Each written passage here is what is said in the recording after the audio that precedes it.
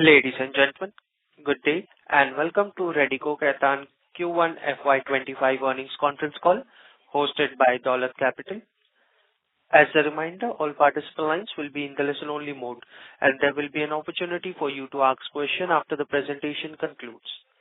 Should you need assistance during the conference call, please signal an operator by pressing star then zero on your touchtone phone. Please note that this conference is being recorded.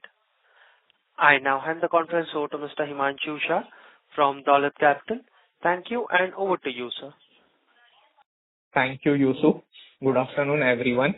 At this moment, we would like to thank Radico Khaitan management team for providing Dolat Capital with the opportunity to host the Q1 FY25 earnings call. We have with us the senior leadership team from Radico Khaitan, Mr. Abhishek Khaitan, MD and CEO, Mr. Amar Sinha, Chief Operating Officer, Mr. Dilip Banthiya, Chief Financial Officer, and Mr. Sanjeev Banga, President International Business. I will now hand over the call to Mr. Abhishek Khaitan for his opening remarks. Over to you, sir. Thank you, Himanshu. Good afternoon, ladies and gentlemen. Thank you for joining us on our Q1 FY25 results conference call. The fiscal year started on a positive note as we continue to deliver on our strategic roadmap. During Q1 FY25, we achieved strong premium volume growth despite a challenging operating environment. External factors such as lower consumption growth, concerns about ongoing food grain inflation, and volatile commodity prices did not deter us from delivering robust operating performance. Our commitment remains to a focused portfolio of premium brands driven by consumer aspirations. This is reflected in the strong prestige and above category volume growth of 14% year-on-year. P&A value growth was 19% during the same period. During the quarter, we launched Rampur Asava, Sangam World Malt, and Jaisalmer Gold Edition in India, enhancing the experience for connoisseurs of luxury brands. We will expand the distribution of these brands throughout the year, including the canteen store department. Rampur Asava single malt is matured in American bourbon barrels and then meticulously finished in Indian red wine casks, which is the first time in the single malt history.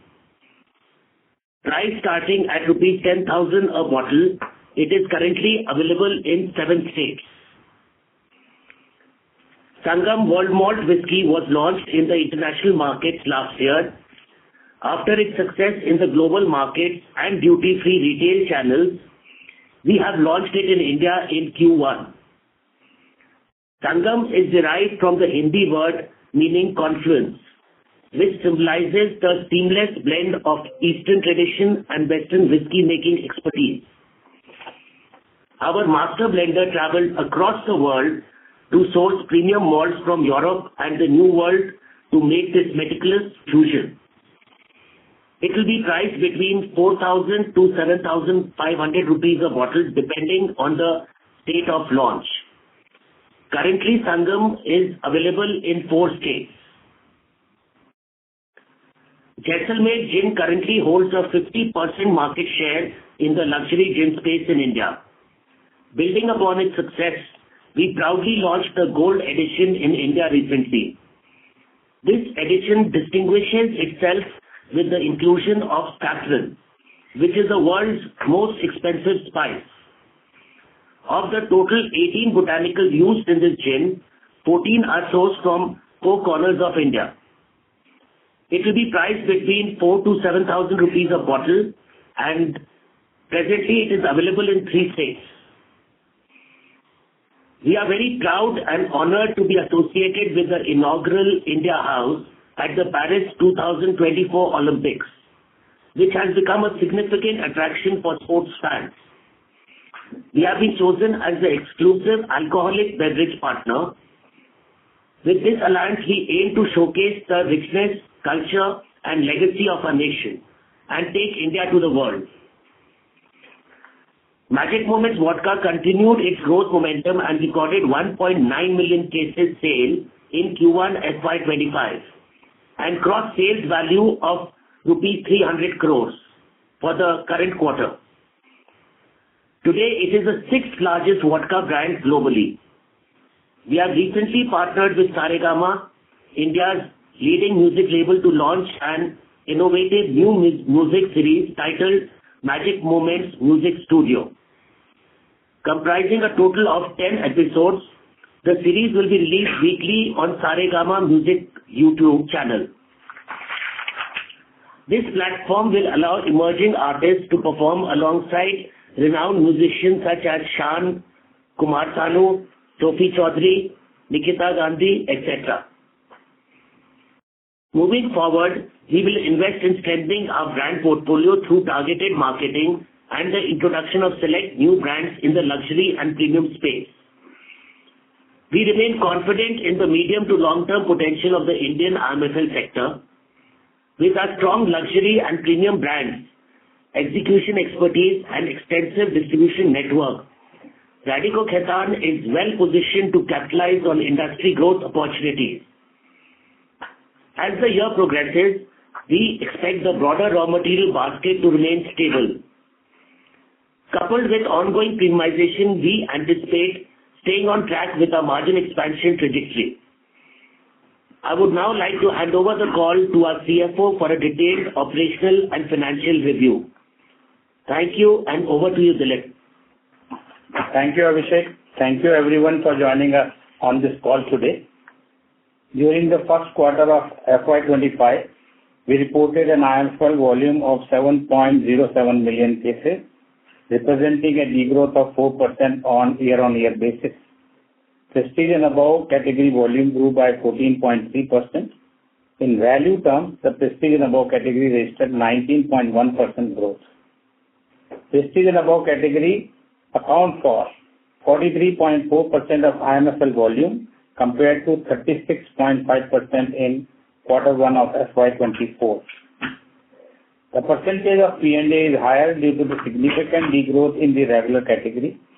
Improvement in IMFL realization is due to the combination of price increases and continued premiumization. Regular category volumes are impacted due to ongoing strategic rationalization of portfolio and certain state-specific excise policy-related issues. Gross margin during the quarter was 41.5% compared to 43.6% in quarter 1 of FY24 and 41% in quarter 4 of FY24.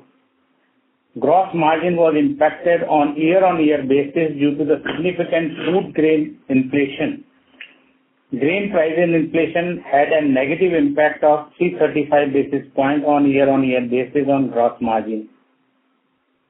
On quarter-on-quarter basis, we have been able to sustain gross margin due to the ongoing premiumization and price increase in the IMFL business. On YOY basis, there was a 170 basis point impact due to price increase in Q1 of FY25 on our IMFL sales value. On quarter-on-quarter basis, impact of price increases was 55 basis points. Although prices of certain packing material have softened recently, we cautiously monitor the trend of grain and ENA where volatility persists. We expect glass prices to see some moderation from Q2 onward. Increase in net debt over March 24 is primarily due to the cyclical building up of inventory at the plant and higher receivable in certain states. Going forward, our focus will be on improving our profitability along with the cash flow generation and more efficient working capital management, resulting in debt reduction. We reiterate our commitment to be almost debt-free by FY26 and thereafter focus on returning cash to the shareholder. With this, we will now open the lines for Q&A. Thank you. Thank you very much. We will now begin the question and answer session. Anyone who wishes to ask a question may press star and 1 on the touchtone telephone. If you wish to withdraw yourself from the question queue, you may press star and 2. Participants are requested to use handset while asking a question. Ladies and gentlemen, we'll wait for a moment while the question queue assembles. First question is from the line of Abhijit Kundu from Antique Stock Broking. Please go ahead. Yeah, hi. Thanks. Thanks for the opportunity, and congratulations on a great set of numbers. Primarily, P&A has been growing extremely strong. So my question was on the ad expenses, selling and distribution expenses, which has declined by about 8% during the quarter, which has in a way helped to aid your margins. What has been the thought process behind this? This would be a quarterly phenomenon because one of your other competitors also has spent less on ad spends during the quarter too, and which has aided their margin. So how should we think about it? What has it happened during the quarter?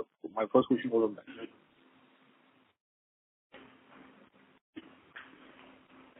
Hello. So I'll tell you what. Yeah. First of all, the ad spends that we have always guided would be in the area of 7 to 8% annually. The first quarter this year is an aberration.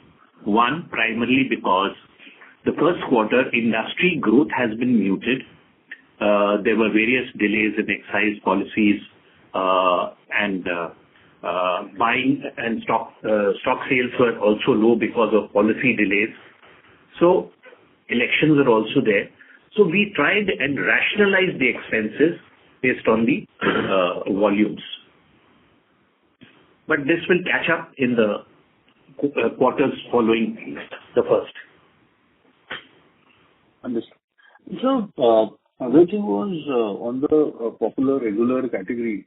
When do you see one part has been because of your own strategic intent that you have there has been a moderation in the popular segment. But other than that, when do you see things improving in this segment? Because still it is a sizable part of your portfolio in terms of volume. So regular, as we have guided earlier also, because we rationalized in certain states because of the low contribution and because of the input cost increase. Secondly, in this quarter particularly, there has been, as Amar just mentioned, there has been delay in some state excise where there were elections. And in Telangana also, the pipeline inventory and the debt receivable were unchecked.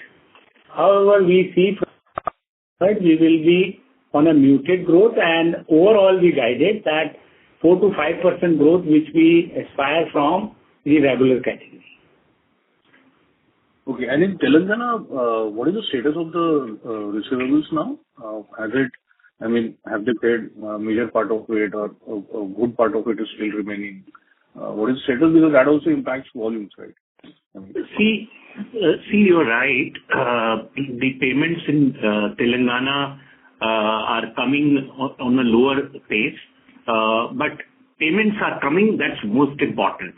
The government agrees that payments will be released to also build up their margins and their stock supplies. So I think we have been getting payments on a very frequent basis, and accordingly we are supplying based on payments. This trend is likely to continue for some time. The industry also is representing to the government on these aspects, and there is a regular interaction between the industry and the government. I think there will be improvement in future. Understood. Thanks. That's it from my side. I will come back if I have any follow-up questions. Thanks. Thank you. Next question is from the line of Harit Kapoor from Investec. Please go ahead. Yeah, hi, good afternoon. Congrats on good results. I just had 2 or 3 questions. One was, on the external issues, elections, certain state issues, certain delay in excise policy. In your best estimate, what would have been the quantum of volume that your industry lost on account of this, on account of these fluctuations in the quarter? Just trying to understand what could have been steady state growth, had some of these things not happened. 3 to 4%. Yeah, that's right. I think it would be like, it's a guesstimate, but I think it should be close to about 3 to 4%. Okay. Got it. The second thing was on pricing. Dilip, you mentioned 175 basis points on pricing on a YOY basis. Given that the policies this time were a bit later in the year, later during the quarter also because of the elections, do you expect this 175 bits to be higher as the quarters progress, or to be in that same 1.5% to 2% kind of range for the year, in your opinion? So on quarter-on-quarter basis, I said sequentially it was 55%, but the impact of the price increase on annual basis, YOY basis, 170 basis points. And we expect the price increase for the whole year to remain between 150 to 170 basis points. Got it. Any more states left for pricing in this year, or you think that's largely done with most of the policies through now? Some are considering it, and you will come to know soon. There are some southern big states which are going to give it. Yeah, we are hoping it will happen sooner than later. Yeah. Got it. And lastly, on the CapEx side, obviously the large CapEx is now done with, but if you could just give us a sense on now what is steady state from this year onwards, how are you looking at CapEx? So after the major CapEx are maintenance CapEx and some CapEx from the brand, this thing will be ranging between 70 to 80 crores annually. Which will be reflected in this year as well, right? At 25. This year there will be left out CapEx of the major project, which will be 80 to 90 crores, and then maintenance CapEx of 60 to 70 crores. Okay, so 150 this year, and then it goes to 70, 80 from... Yeah, then it will be 70 crores approximately. Got it. Okay, that's it from me. Thank you. Thank you. Next question is from the line of Vishal Gutka from HDFC Securities. Please go ahead. Yeah. Hi, Abhishek and team. Congrats on a good set of numbers. 3 questions from my side. First is there was a news article stating that it is restricting surrogate advertising for liquor brands.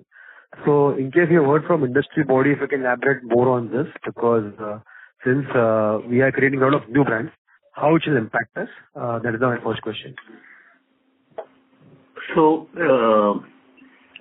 thank you for this question. See, it's like this, that first of all, we must state that the government has not said that you cannot advertise. Actually, they are talking about advertisement of surrogate brands, which the objective is to prevent misleading ads. However, the government is talking about brand extensions which can be advertised with the same brand name, and you must have a revenue model for it, which is quite justified and logical. So as far as Radico is concerned, we feel that we will respect the law of the land. We are geared up to follow the guidelines that we are being sensitized with, and we'll follow that. Secondly, see, this will also result in companies that are bigger and organized to adopt more innovative and creative marketing on the ground. So where the consumer actually interfaces and the results in impulsive buying, we will be able to showcase some of our brands more creatively. And I think it's fine with us. It will not impact us negatively. We will be able to handle it proactively. Got it. That's the second question on non-IMFL. So in the last call, you highlighted that annual sales will be around 15.5 million in FY25. Going forward in the coming years, because we'll be capitally using this, the product coming out from here. So how we see sales in coming years, 26, 27, for non-IMFL segment? So the non-IMFL segment is basically we are utilizing our Sitapur greenfield facility now for 90% and all that. So the non-IMFL segment growth, which has been there because of the growth effect and all that, and from Q3 onward, that growth will be in line with the industry. And there we see, because of the base effect going out in the country liquor and UPML, 6 to 7% growth, and otherwise in the alcohol. So it will be in the range of 10-15%. Right now it is 50% because of the base impact. So 10-15% growth will be there in 26-27 you're highlighting? 26-27. Yeah. On the non-MSM. In country liquor, see, I'll tell you what, the state policy actually states that there should be a 7 to 8% growth in the lower segments. And I think we will grow in line with the excise policy stricture, which is about 7-8%. Okay. So last question is on, I think a lot of states have come out with state budgets during this, I think maybe during the quarter, maybe 2Q.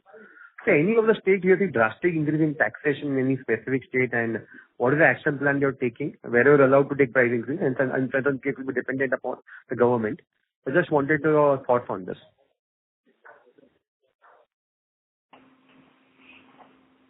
States are proactively looking at increasing the revenue, and some of the states which has had some better price increase. Yeah.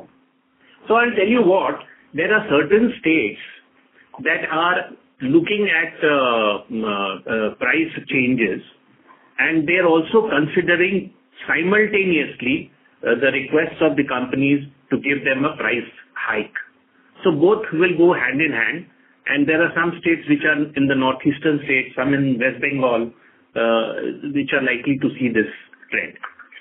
In fact, there are a few southern states which are planning to rationalize the duties. So if that happens, it is very good for the industry. So I think the governments are now quite proactive, and they feel that if it's highly taxed, then it leads to less of sales, etc. So in fact, they are talking of duty rationalization, few states, which is a very good sign for the industry. Super. So just last question on the margin front. So I think last call you highlighted you're targeting mid-teen margins by end of FY26. So that holds, right? 15-16% band by FY26 margins. Yeah, it holds. Got it. Great, sir. Thank you, and wishing you all the best for future quarters. Thank you. Before we move to the next question, a reminder to the participants: to ask a question, you may press star and 1.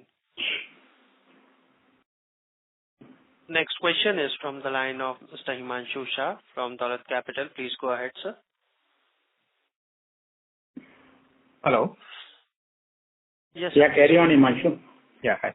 Thanks for the opportunity. So a couple of questions. One, in past, a few quarters back, we had indicated that we would be looking for launching one more whiskey in the upper prestige segment. Are those plans still on, and by when do we expect to launch that particular whiskey? So first of all, Himanshu, as you are aware, we have launched 4 luxury products just in the last 30 days.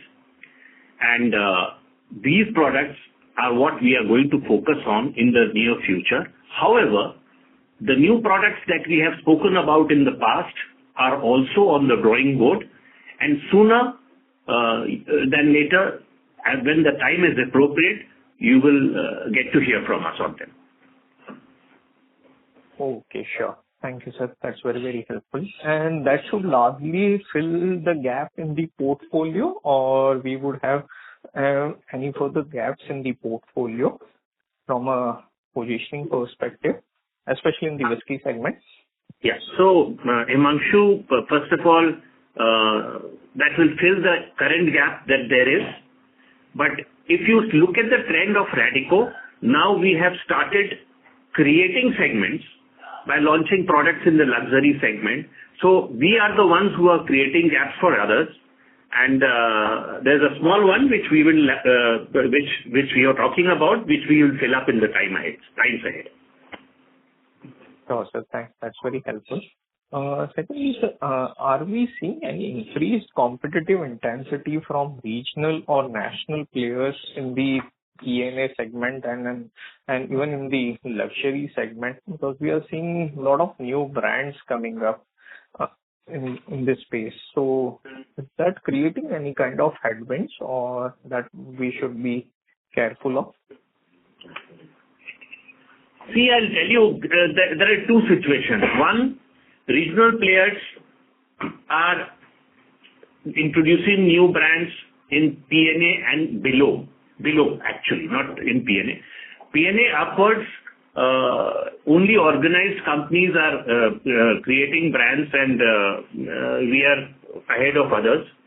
As far as others creating, the regional players creating brands in the luxury segment is concerned, it's a non-issue right now, and we're not too worried about it. Okay, sure. Thanks. And last question, just on raw material basket. Dilip sir, you have already provided color, but some more granular color if you can provide maybe on broken rice, because that has seen significant inflation.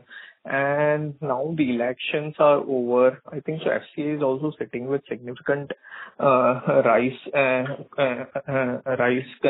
So are we envisaging any kind of softening taking place?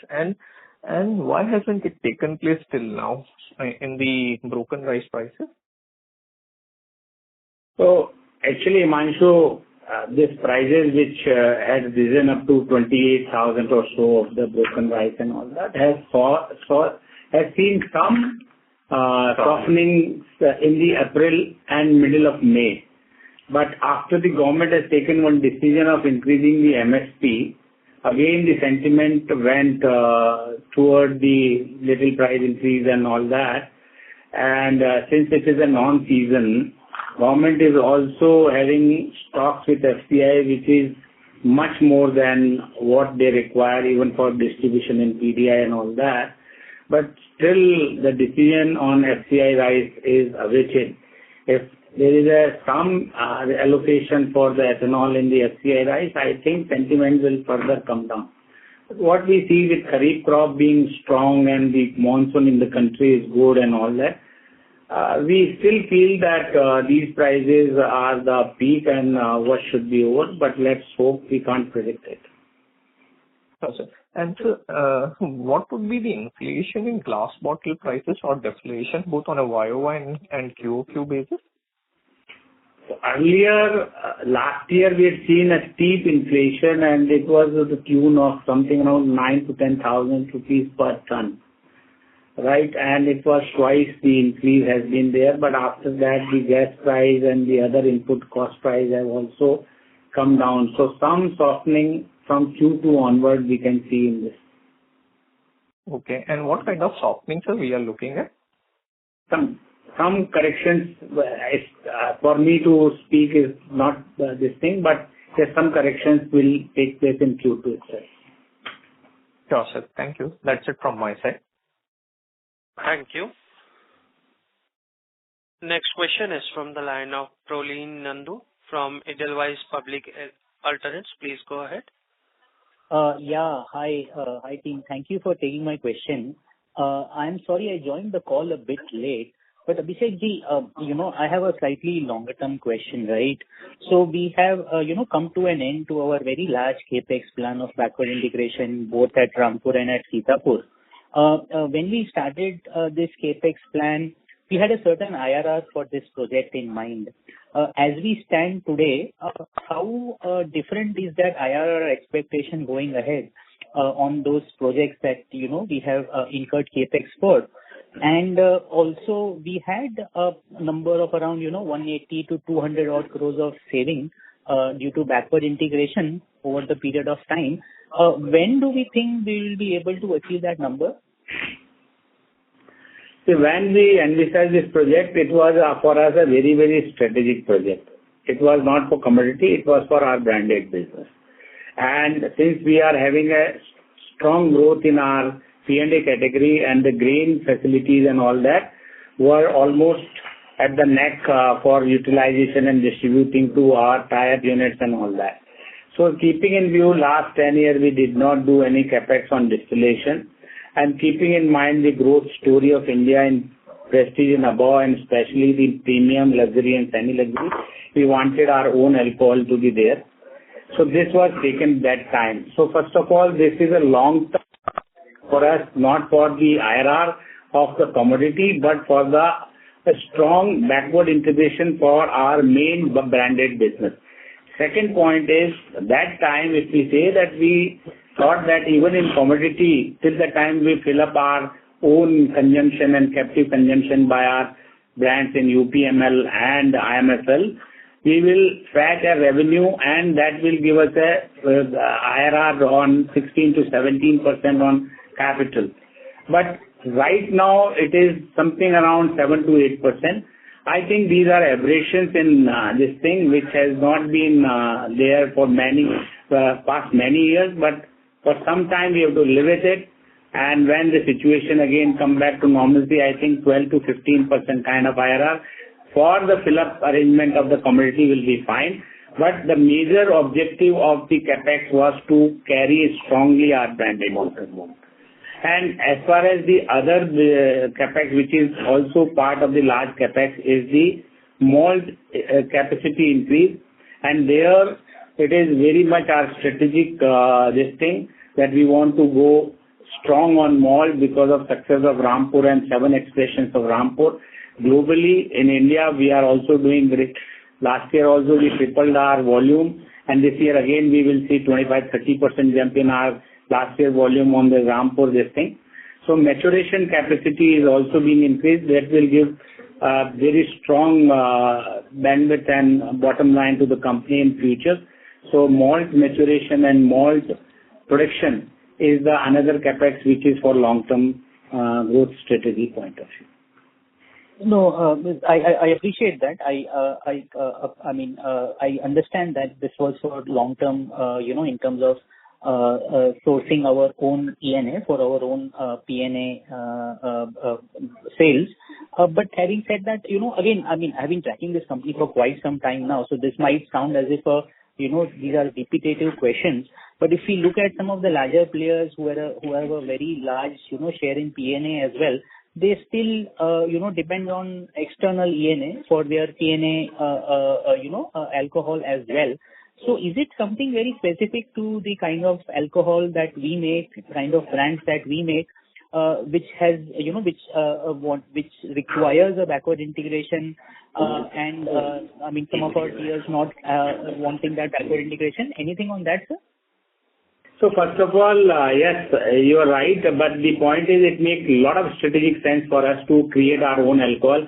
And you see our market share on the widespread, which is based mainly on account of the quality of alcohol, extra neutral alcohol, which we use, and throughout the India we use our own alcohol rather than taking from anybody else. And that is reflected in 60% plus market share in the whole vodka family, right from 200, 300 rupees vodka to 10,000 rupees vodka, our market share is 60%. And that reflects. Again, we have been able to create a craft gin. One of the reasons is again our own alcohol, which is very, very superior quality. Third thing is that as far as the competition is concerned, competition is also shown their intent that they want an integrated backward facilities. Two of the large competition have already announced that. And looking into the government very aggressive plan on ethanol, biofuel and all that, everybody wants their raw material security. And with such a large player of 30 million and growing by 15% plus, we want our raw material security for next 5 to 10 years. I understand, sir. So that's it from my side. Thanks a lot and all the best. Thank you.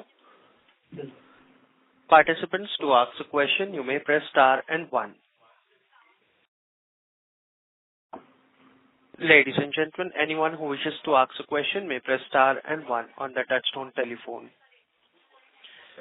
We have our next follow-up question from the line of Abhijit Kundu from Antique Stock Broking. Please go ahead. Thanks for the follow-up. Actually, this is a follow-up on one of the questions asked by one of the participants. That when we look at your voice is very Actually, if you can come clear to the mic, I think it will be more clear. Can you hear me now? Yeah, it's better. Yeah. So when we, so essentially it is a follow-up of one of the questions asked earlier, one of the participants. When we look at your overall product portfolio, you have a very strong, vodka portfolio, which spans across, P&A and then the luxury segment as well. But in the whiskey segment, you have a very strong brand now, 8PM Black in the mid segment. But then, there is this upper prestige, which you had alluded to last time, that you would come out with a product. But upper prestige and up to 2000, just below Royal Ranthambore. That segment in whiskey is remaining, and that has a good amount of volume, to believe, because your competitors, the largest competitor has a very significant chunk of its their volumes coming from upper prestige segment, and they are also very profitable. So is the work on that, because your work in the luxury segment has been really excellent. Now that you have the experience of coming out with very strong brands in the luxury segment, for you coming out with a high quality upper prestige whiskey should not be a big task. So what's your thought process by when we can expect something in this segment? Because that 1000 to 2000 in Maharashtra, so to say, that is a segment which is heating up, amongst the competitors, the two bigger MNCs. No, you are absolutely right. Like, if you see the history of Radico in the last 25 years, we would be the only company which has been able to launch 20 brands organically, out of which 7 brands are millionaires. So we have mapped out the entire industry, and as far as whiskey goes, 8PM Black is there, which we launched, which is doing very well. Second, we've also have the same one whiskey After Dark, which hopefully in the current year will become a million case brand. Then we attempted Royal Ranthambore, which is the first Indian whiskey at a Scotch price. And that brand also is growing by more than 50%. And has gained a lot of traction. And in the luxury, Rampur is very well accepted with the consumer. And it's about 8,500 rupees a bottle. Now we've launched Asawa at 10,000. And as far as the segment what you're talking, as Amar also had told earlier, we have all the products there on the drawing board, and at the right time, we'll get it to the market. Okay, sir. Understood. Thanks. Thank So you. no timeline per se you're giving, right? I mean, over 2 years, whatever. See, right now, after the success of Jaisalmer and Rampur, this is the quarter where Radico has launched 4 luxury brands at one time into the domestic market. So our focus would be to consolidate that and grow the distribution for Rampur Asawa, Jaisalmer Gold, Sangam World Malt, and 99. So I think we need to do justice to the luxury at the moment. Okay.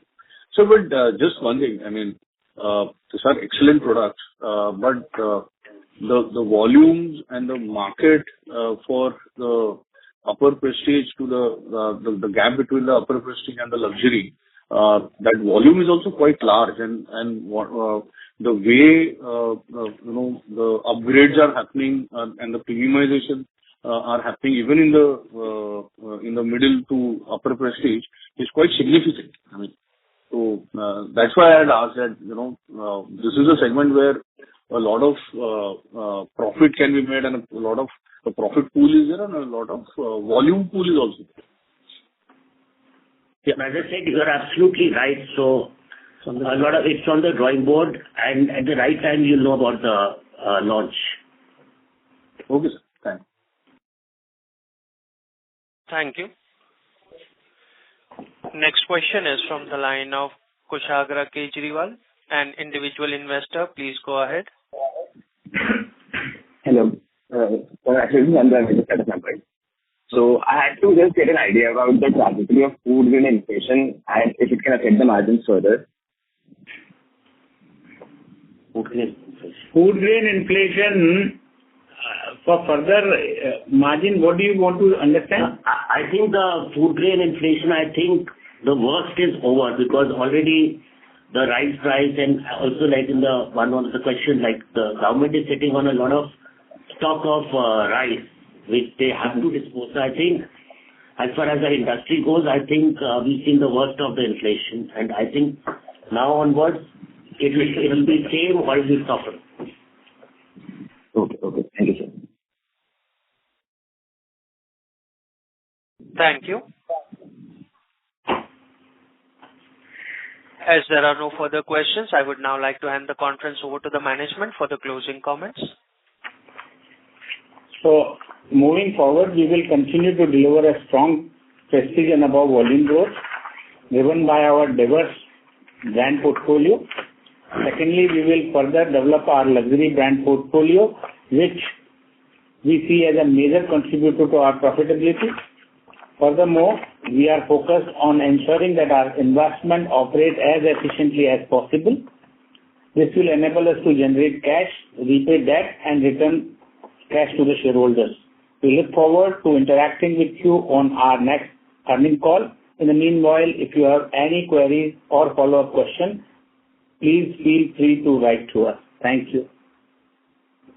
Thank you. On behalf of Dolat Capital, that concludes this conference. Thank you all for joining us, and you may now disconnect your lines.